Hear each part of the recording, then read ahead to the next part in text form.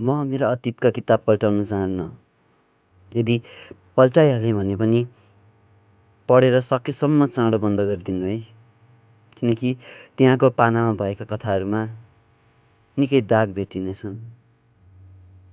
ती दागहरूले मलाई कालो बनाए। ती दागहरूले मलाई चिसो बनाए। ती दागहरूले मलाई कठोर बनाए।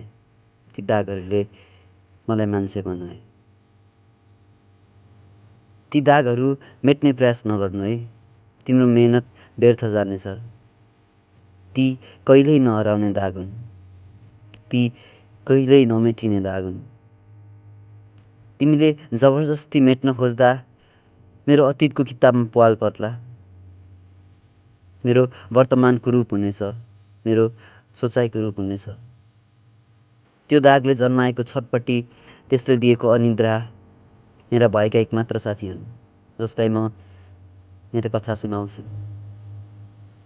त्यो दागले जन्माएको पश्चाताप, त्यसले दिएको सिद्धान्त र दर्शनहरू, ती मेरा अभिभावक हुन्। ती मेरा एक्ला अभिभावक हुन्, जसले मलाई हिँड्ने बाटो दिन्छन्।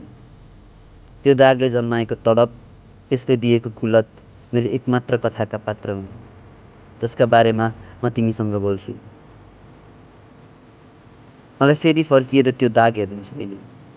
तर फेरि त्यो दाग मेट्नु पनि छैन। म जे छु त्यसैको कारण छु। तर त्यसलाई देखेँ भने फेरि मलाई अतीतका किताब पल्टाउन मन लाग्ला। र म मेरा अतीतका किताब पल्टाउन चाहन्न।